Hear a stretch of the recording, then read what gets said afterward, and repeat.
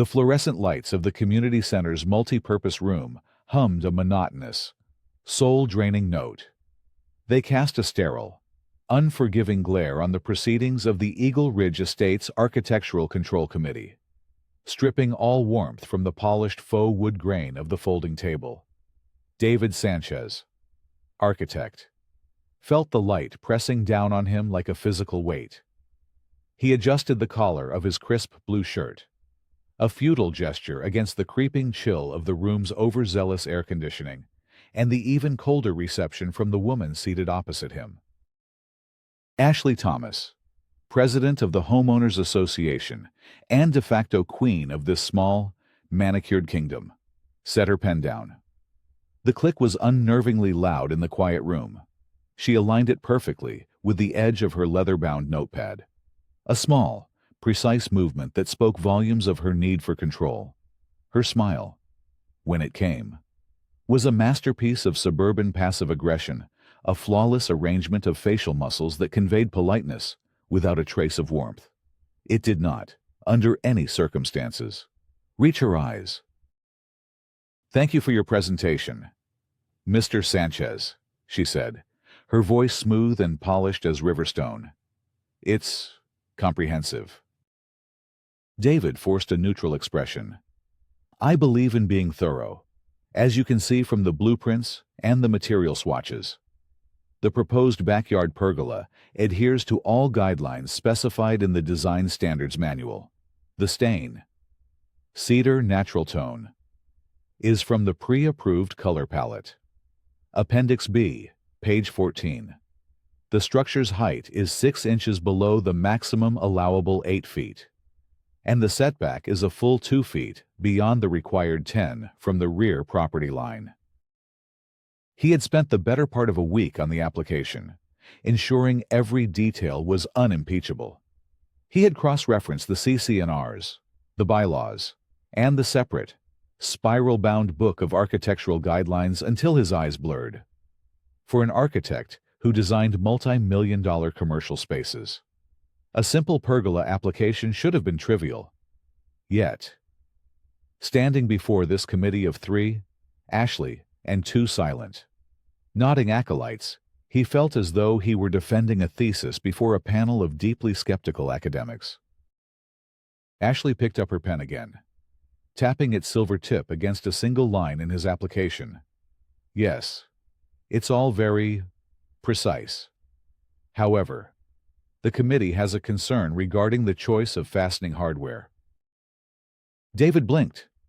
"The hardware I specified galvanized steel bolts and screws, as recommended for outdoor structures in this climate. They're rust-proof and exceed the required load-bearing specifications." "Galvanized steel," Ashley repeated, letting the words hang in the air as if they were an obscenity. While technically compliant, the committee feels that the high-sheen finish of galvanized hardware might create an undesirable glint. A glint. David felt a slow, hot surge of disbelief. A glint, with all due respect. "Mrs. Thomas, the bolts will be countersunk and largely invisible. They're structural, not decorative." "Nevertheless," Ashley continued, her smile tightening by a millimeter, "the reflection from such hardware could potentially be a nuisance to neighbors on sunny afternoons. We find that powder-coated, matte black hardware offers a more aesthetically harmonious and less ostentatious presentation. We'll need you to resubmit the application with the corrected hardware specifications.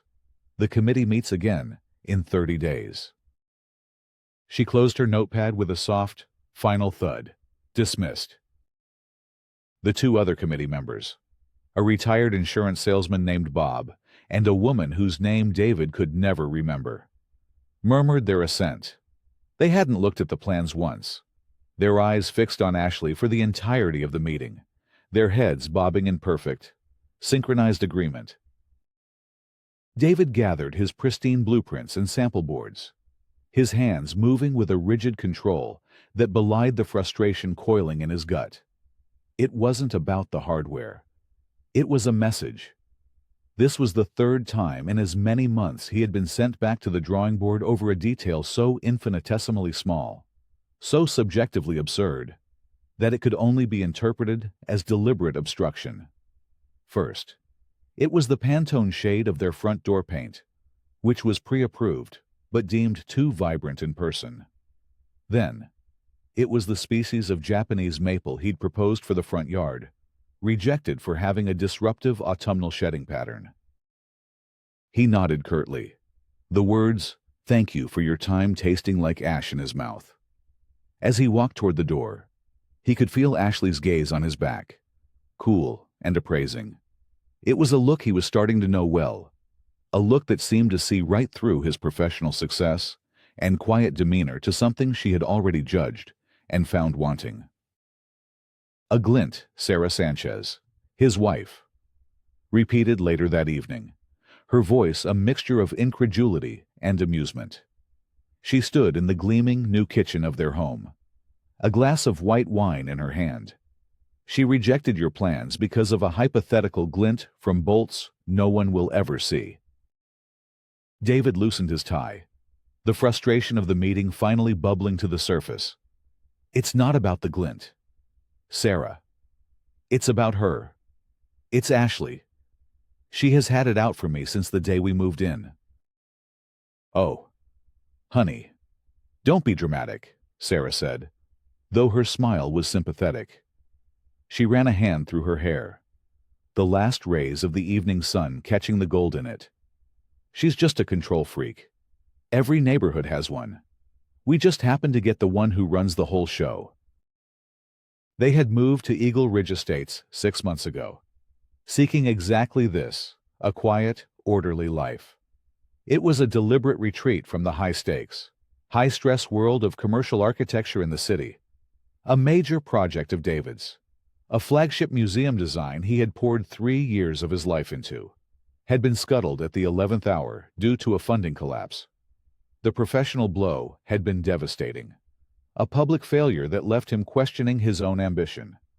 This house, with its quiet cul-de-sac and meticulously landscaped common areas, was supposed to be a sanctuary, a place to reset, to breathe.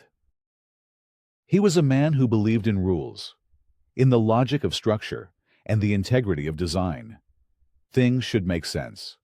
A rule, when followed, should yield a predictable, positive result. Ashley Thomas and her subjective, shifting goalposts were an affront to his entire worldview. I followed every single rule. Sarah. To the letter, he said, pacing the length of their kitchen island. That's what's so maddening. It's an abusive process. She's using the bureaucracy as a weapon. Sarah came over and wrapped her arms around his waist, resting her head on his chest. I know you did. You're the most principled man I know. That's why I love you. And it's why people like her can't stand you. You can't be easily controlled. She looked up at him. So, what do we do? Buy the matte black bolts and resubmit. Of course. He sighed, his frustration giving way to resignation. We play the game. We just want to build our pergola and enjoy our backyard. We came here for peace. Remember. The peace, however, felt increasingly fragile. Ashley Thomas wasn't just the HOA president. She was an institution. She had held the position for 12 years, re-elected unopposed every time. She chaired not only the board, but the Architectural Control Committee and the Landscaping Committee. Her newsletters were crisp, her management of the community's finances seemingly flawless. The lawns were uniformly green, the trash bins always hidden, the seasonal decorations always tasteful. To most residents, she was the benevolent dictator who kept property values high. But David had seen a different side. He remembered her at their closing, a vaguely familiar face at the title company, introduced as the HOA president who needed to sign off on some transfer documents. He remembered her welcome basket, delivered with a smile that didn't quite cover the intense, scanning quality of her eyes. He'd shaken her hand, introduced himself and Sarah, and felt an immediate, inexplicable chill, a sense of being measured and dismissed in the same instant. He'd chalked it up to his own raw nerves after the museum debacle. Now, he wasn't so sure. It felt personal. "It will be fine," Sarah murmured, her voice a soothing balm on his frayed nerves. "We'll get our pergola, and then we'll sit under it, drink wine, and forget all about Ashley Thomas and her imaginary glints." He wanted to believe her. He looked out the large kitchen window at their backyard. The lawn was perfect, the flower beds tidy. In the corner, near the property line, stood a large, vibrant hibiscus bush, a riot of crimson blooms that had been Sarah's pride and joy all summer. It was beautiful, harmless, a simple expression of life in their small patch of the world. He had no idea that the war wasn't going to be about pergolas or door colors. It was going to be about that bush, and it wouldn't be a game he could win simply by following the rules. The letter arrived 10 days later. It wasn't in the regular mail, but delivered via certified mail, requiring a signature. The green card sticking out of their mailbox felt immediately ominous. David signed for it, the mail carrier's electronic stylus feeling heavy in his hand. The envelope was from Eagle Ridge Estates, HOA, CO Summit Property Management. His stomach tightened. Inside, on thick, creamy letterhead, was the official declaration of hostilities. Formal notice of violation. Date October 12, 2023. Property 123. Maple Drive, owner David and Sarah Sanchez. Dear Mr. and Mrs. Sanchez, this letter serves as a formal notice of a violation of the Eagle Ridge Estates covenants, conditions, and restrictions CC&Rs. An inspection conducted on October 10, 2023 by Summit Property Management found your property to be in non-compliance. Violation encroachment on common area scenic easement. Reference pursuant to the amended and restated covenants, conditions, and restrictions CC&Rs. Article 8, Section 8.4.2. All private lots bordering common areas are subject to a 5-foot scenic easement for the preservation of community view corridors. Landscaping within this easement is restricted to ground cover and grasses not exceeding a height of 18 inches. Details. The hibiscus bush, located at the rear of your property, is encroaching approximately 2 feet into the designated scenic easement and exceeds the maximum height restriction. Your landscaping is in violation. Action required. The aforementioned hibiscus bush must be removed or relocated from the easement area within 14 days of the date of this notice. Fine assessed failure to cure this violation by the deadline will result in an initial fine of $50, with further fines to be assessed in accordance with the association's official fine schedule. Sincerely, the Eagle Ridge Estates Board of Directors. David read the letter twice, then a third time. It was the hibiscus. Her hibiscus. Sarah's pride and joy. "Sarah!" he called out, his voice sharper than he intended. She came in from the garden, wiping dirt from her hands. "What is it? You look like you've seen a ghost." He handed her the letter. He watched her face as she read, saw the flicker of disbelief harden into a firm, defiant line of her jaw. "A scenic easement," she said, her voice dangerously quiet. "The only thing behind that bush is the back of the miller's fence.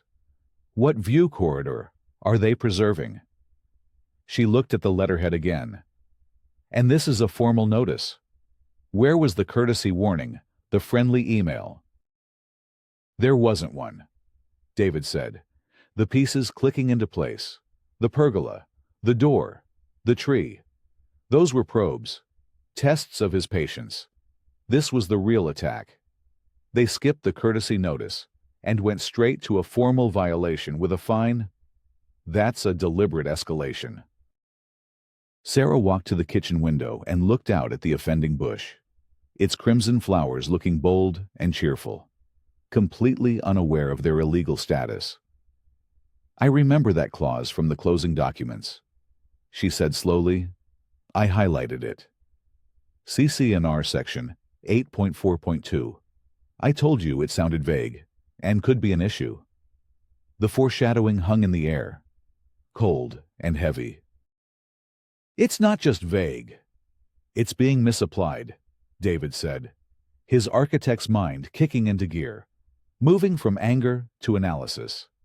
"I have the property survey from our closing. I'm almost certain our property line extends a full 10 feet beyond that bush. The common area is just a narrow strip of grass the mowers handle. There is no scenic easement marked on my survey." He went to his office, a room of clean lines and organized files, and retrieved the rolled-up survey map. He spread it across the kitchen island, a detailed, black-and-white rendering of their small piece of the world, defined by precise lines and legal definitions. He ran his finger along the rear boundary. "See," he said, pointing. "Here's the back of our house. Here's the property line. And here," he tapped a spot in the middle of their lawn, "is where the hibiscus is. It's not within 5 feet of the property line. It's not even close. The management company's inspection is factually wrong." A wave of relief washed over Sarah. "So, we just show them this. It's a simple mistake. We'll go to the next board meeting, show them the survey, and they'll rescind the violation." David looked from the cold, formal letter to the precise, factual survey. He wanted to believe it was that simple, but he looked at the signature line on the letter, not a person's name, but the anonymous, monolithic board of directors, and he knew who had authored it. This wasn't a mistake. It was a move, and Ashley Thomas didn't seem like the kind of person who made mistakes, or who backed down easily. The conflict was now official. It had arrived by certified mail, and it was no longer about a glint.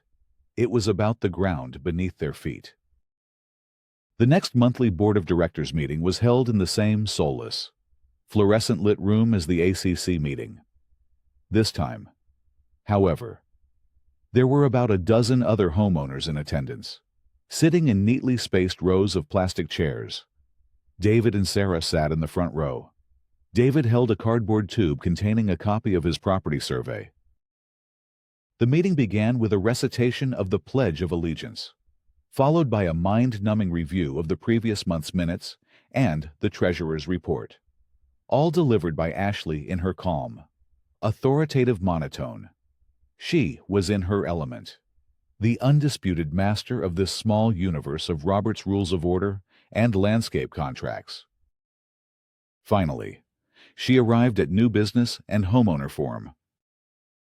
"The board will now hear from homeowners," she announced. "Please keep your comments to a maximum of 3 minutes. Mr. Sanchez, you indicated you wished to address the board." David stood and walked to the small lectern at the front of the room. He felt a dozen pairs of eyes on him. He was a private person. This kind of public confrontation was deeply uncomfortable for him. But principle was at stake. "Good evening," he began, his voice steady. "My name is David Sanchez, 123 Maple Drive. My wife and I recently received a formal violation notice regarding a hibiscus bush, alleging an encroachment on a scenic easement as defined in CC&R section 8.4.2. He unrolled the survey on the table next to the lectern. "I'm here this evening to respectfully dispute this violation. I have here the official property survey filed with the county upon our purchase of the home. As you can clearly see, the rear property line is located here." He traced it with his finger. "The bush in question is located here, approximately 15 feet inside our private lot line, the 5-foot easement, as described in the CC&Rs, would apply to the area adjacent to the common space. Our landscaping is fully compliant and does not encroach on any easement, scenic or otherwise. Therefore, we request that the violation be rescinded and removed from our record." He finished, feeling confident. The evidence was irrefutable. It was a matter of simple geometry. He looked at Ashley, expecting a nod of acknowledgement, perhaps a brief apology for the management company's error. Instead, she offered that same, chillingly pleasant smile. "Thank you for your presentation, Mr. Sanchez." She did not glance at the survey map lying on the table. Her focus remained entirely on him. "The board appreciates you bringing your perspective to our attention." She turned to the other 4 board members seated at the table with her. "However, the board relies on the official inspection reports provided by our licensed and bonded management company, Summit Property Management. They are the professionals contracted for this purpose." David felt a prickle of disbelief. "But their report is incorrect. The survey is the legal document defining the property line. It's a matter of public record." Ashley's smile never wavered. "We are not surveyors, Mr. Sanchez. We are a volunteer board. We follow established procedures. The procedure is to act upon the reports of our professional contractors." She picked up her gavel. "Your dispute is noted.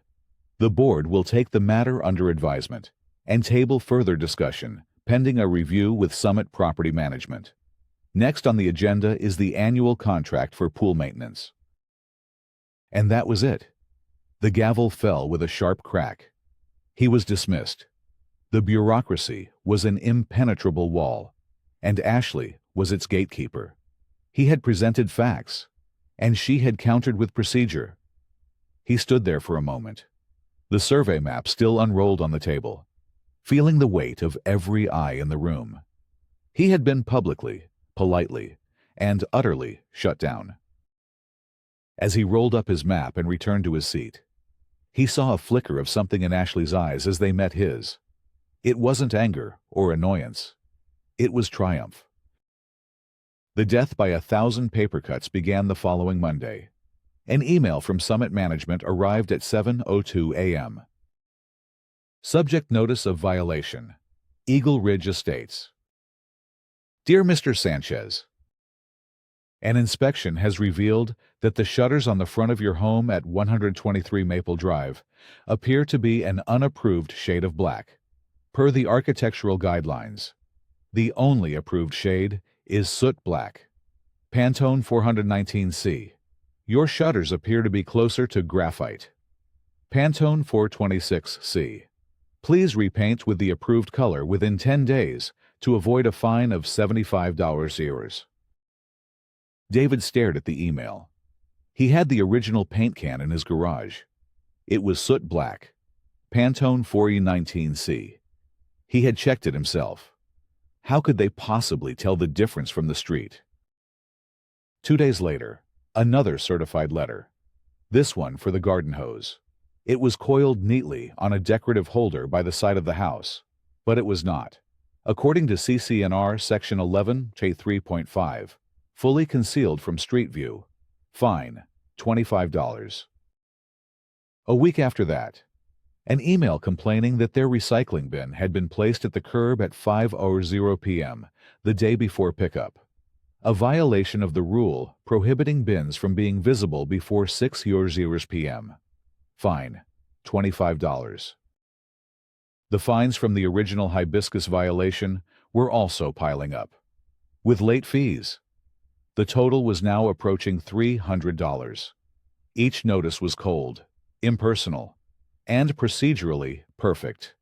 It was a relentless, soul-crushing campaign of administrative harassment. David, a man who built his life on logic and order, felt his own home turning into a chaotic battleground of arbitrary rules. Sleep became difficult. He'd wake up in the middle of the night, his mind racing, composing arguments, drafting letters, trying to find a logical flaw in their illogical attacks. Sarah, ever the pragmatist, tried to keep him grounded. It's what she wants. David, she wants to wear you down until we give up and move, just to escape the constant harassment.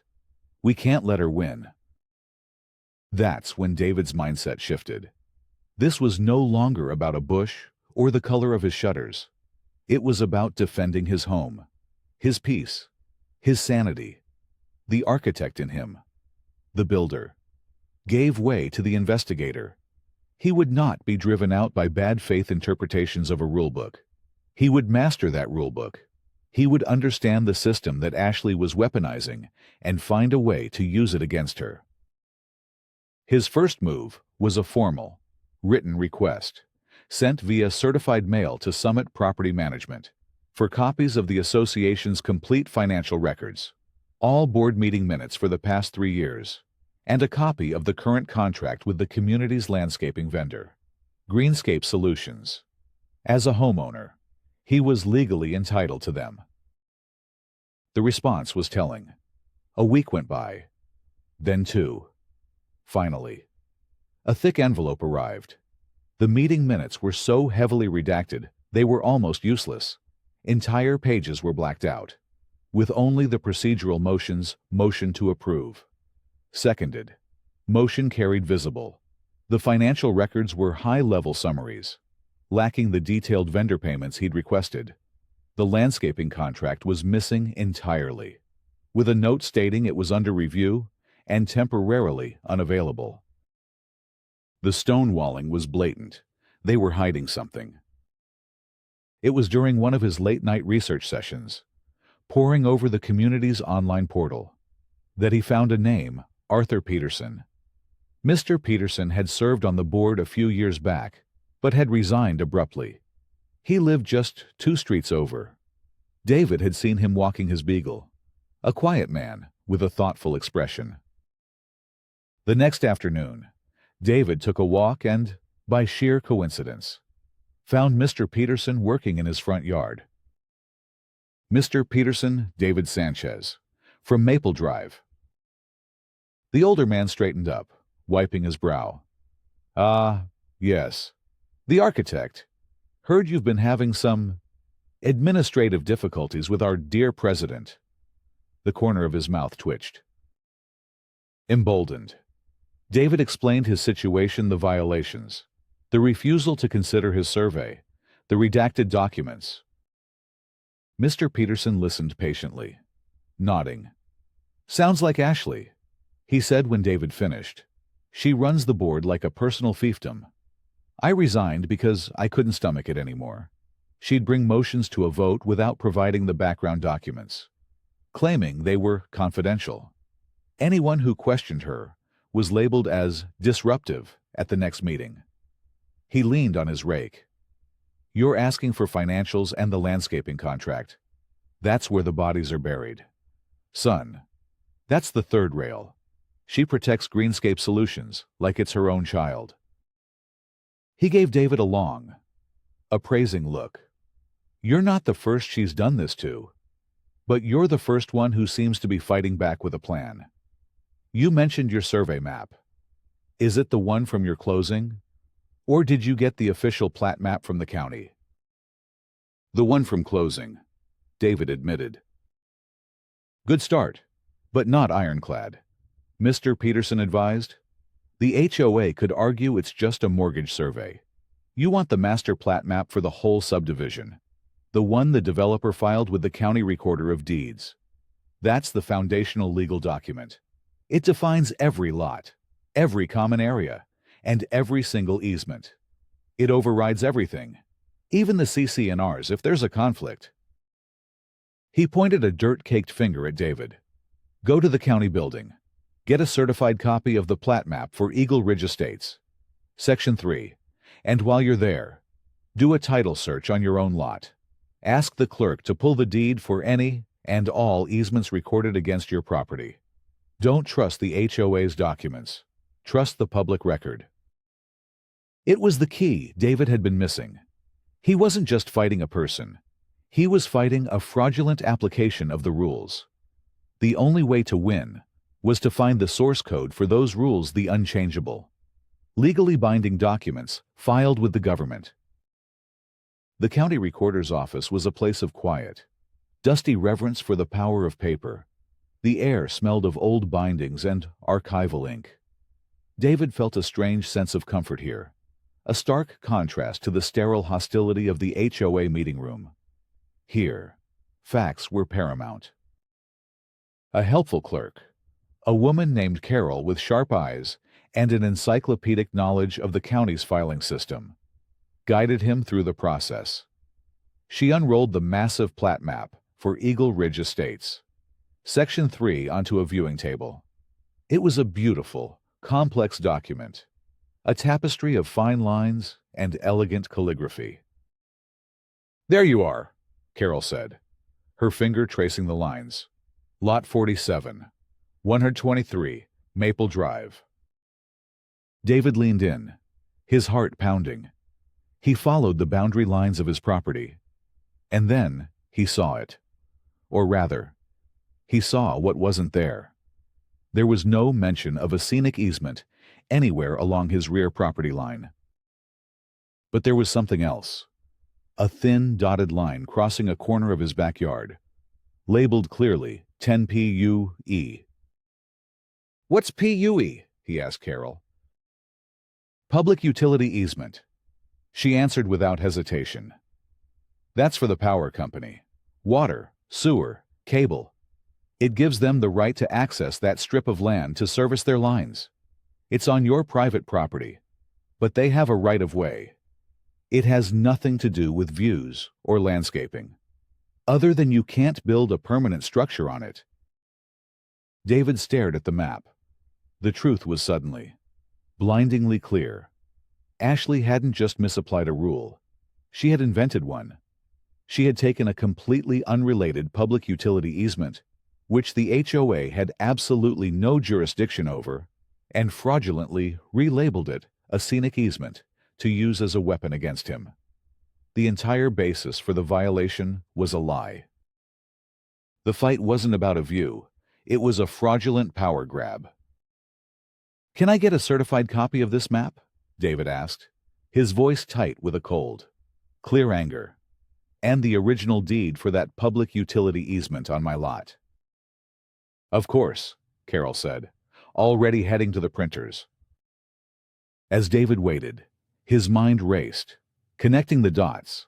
The landscaping contract he was denied, Mr. Peterson's warning about Greenscape Solutions, a fraudulent reclassification of private land as an HOA-controlled easement. It all pointed to something far bigger and more corrupt than simple harassment. This wasn't just about power. It was about money. He walked out of the county building an hour later, a cardboard tube under his arm containing the certified plat map and the easement deed. These weren't copies. They were legal instruments. He now held the irrefutable truth in his hands. And he knew, with chilling certainty, that when Ashley Thomas found out he had it, she would retaliate with everything she had. The retaliation was faster and more vicious than David could have imagined.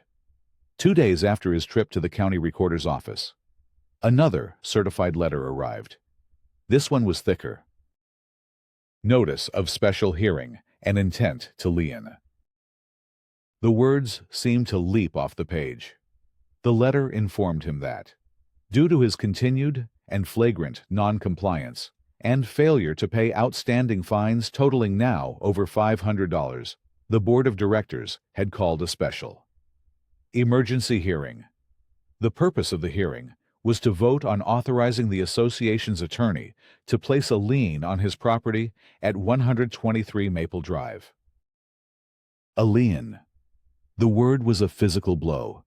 A lien would cloud the title to their home, violate the terms of their mortgage, and could eventually lead to foreclosure. Ashley wasn't just trying to bully him anymore. She was threatening to take his home.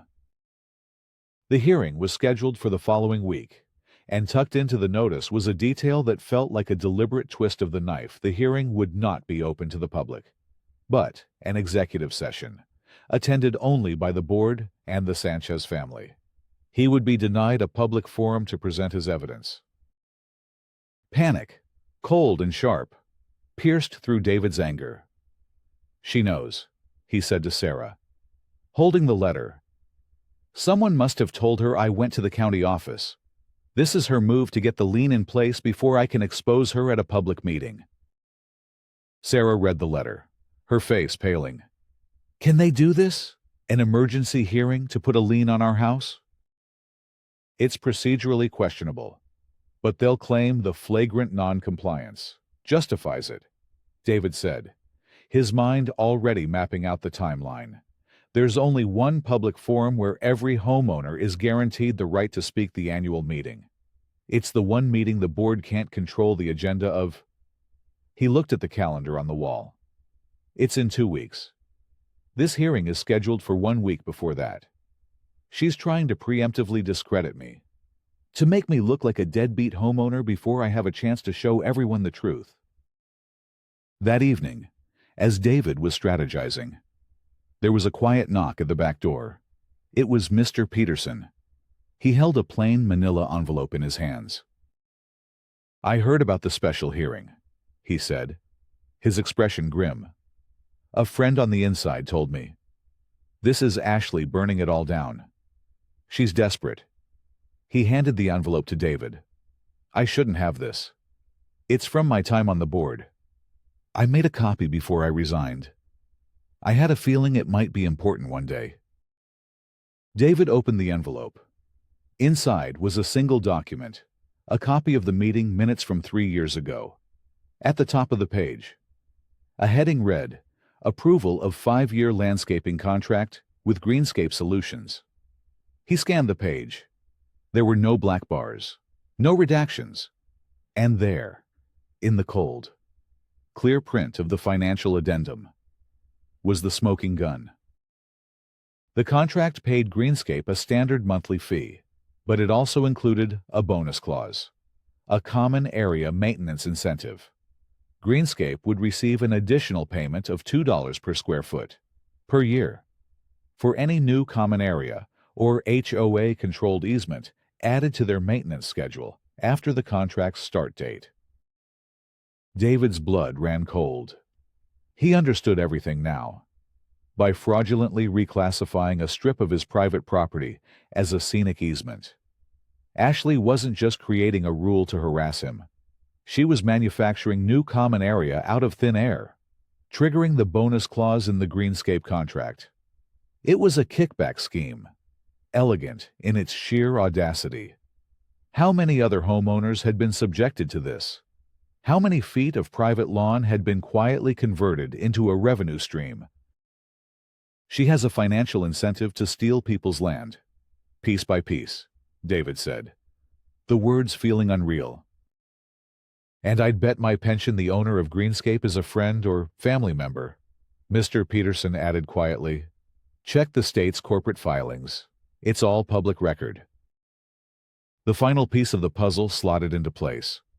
But before he could act on it, David had to survive the hearing and make it to the annual meeting. His last, and only, chance to stop the lien and expose the entire rotten structure was just 2 weeks away. The ticking clock was deafening. Just before Mr. Peterson left, he gestured toward the far end of the street. "Be careful how you use that plat map, son," he said softly. "It's a powerful tool, but it shows everything." He nodded toward the home of Mrs. Gable, an elderly widow who lived on a small, fixed income. Ashley's been fining her for months over that little fence she put up for her terrier. Says it's too close to the property line.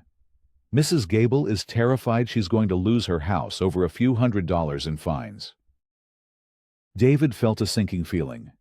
He knew from looking at the plat map that Mrs. Gable's fence was, in fact, 6 inches over the line, encroaching on the common area. His ironclad evidence, the map that would save his own home, would also definitively prove Mrs. Gable's small, harmless violation. Ashley would seize on it, using the map to validate her harassment of a vulnerable old woman, muddying the waters, and making him look like a hypocrite who only cared about rules when they suited him. The secondary moral dilemma landed on him with immense weight. His path to victory was now fraught with the risk of collateral damage to an innocent neighbor. The night of the annual homeowners meeting. The community center was packed. Word of the conflict between the Sanchez family and the board had spread through the neighborhood's grapevine, and the promise of drama had ensured a record turnout. The air was thick with anticipation. David and Sarah found seats near the back. David carried a slim leather portfolio containing his entire case, the violation letters, the certified mail receipts, a large, professionally printed copy of the county plat map, and the unredacted meeting minutes Mr. Peterson had given him. Ashley Thomas sat at the head table, flanked by her board, the picture of composure and authority. She ran through the opening formalities with practiced efficiency, but David could see the tension in the set of her jaw, the way her eyes kept flicking toward him. Finally, they reached the homeowner forum. A large digital clock was projected on the screen behind the board, its red numerals already counting down from 5*0. Each homeowner will have 5 minutes to address the community, Ashley announced, her voice crisp. We have a long agenda, so we will be strictly adhering to the time limit. First on the sign-up sheet is Mr. David Sanchez. A murmur went through the crowd. David took a slow, calming breath and walked to the podium. He placed his portfolio on the lectern and looked out at the faces of his neighbors. Good evening, he began, his voice clear and amplified by the microphone. My name is David Sanchez, 123 Maple Drive. For the past several months, my family has been the target of a campaign of escalating violations and fines by this board, culminating in an attempt to place a lien on our home. Ashley shifted in her chair. Mr. Sanchez, this is not the forum for personal grievances. Please confine your remarks to matters of general community interest. This is of interest to every person in this room, David countered calmly.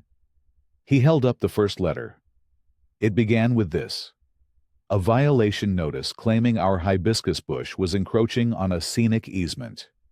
We were fined, threatened, and, when we disputed it, we were ignored. The board claimed they were simply enforcing the CC&Rs for the good of the community. They told me they relied on the professional reports of the management company. But I am an architect. I believe in facts. So I went to the county recorder's office and retrieved this. He unrolled the certified plat map and clipped it to an easel he'd placed beside the podium. The room fell silent as people craned their necks to see. This is the official, legal plat map for our subdivision. It is the document upon which all of our property rights are based. I invite the board to show me where it indicates a scenic easement on my property, because I can show you that it does not exist. He used a laser pointer to trace his property lines. What does exist is a public utility easement. It is on my private property. The HOA has no authority to regulate it, and it has absolutely nothing to do with views. The entire basis for this harassment was a legal fiction. He paused, letting the statement sink in. He could see looks of confusion and anger starting to appear on his neighbors' faces. He glanced at Mrs. Gable, sitting in the front row, looking small and worried. He made a split-second decision. He moved the laser pointer away from her side of the map, keeping the focus squarely on his own property and the common area behind it. He wouldn't give Ashley the ammunition. The question is, why? David continued, his voice hardening. Why would the board invent an easement to harass a homeowner? I believe the answer is in a document they tried very hard to keep from us. He held up the unredacted minutes. These are the minutes from the meeting where the contract with Greenscape Solutions, our landscaper, was approved. The redacted version the board provided me looked like this. He put up a slide showing the blacked-out page. But the real version looks like this, He projected the unredacted page. It contains a bonus clause. Greenscape gets paid an extra $2 per square foot for every new common area or easement they are asked to maintain by manufacturing an easement on my private property. The board wasn't just harassing me. They were creating a mechanism to funnel more of our dues to their preferred contractor. An audible gasp went through the room. "Mr. Sanchez, your time is up," Ashley interjected, her voice sharp, her composure finally cracking. The clock on the screen still showed over 2 minutes remaining. "Let him speak," a voice called from the back. The call was taken up by others. "Let him finish." Ashley's face was pale with fury. She banged her gavel. "Order, he is making unsubstantiated allegations." "They are not unsubstantiated," David said, his voice rising to be heard over the commotion. "I also did a search of the state's corporate filings. The sole proprietor of Greenscape Solutions, LLC is a Mr. Tyler Thomas, Ashley's brother-in-law." The room erupted. The carefully maintained order of the meeting dissolved into uproar. People were on their feet, shouting questions at the board table. Ashley was frantically banging her gavel, but no one was listening. David had one final card to play. He projected one last image on the screen, a simple spreadsheet. "This is a map of our neighborhood.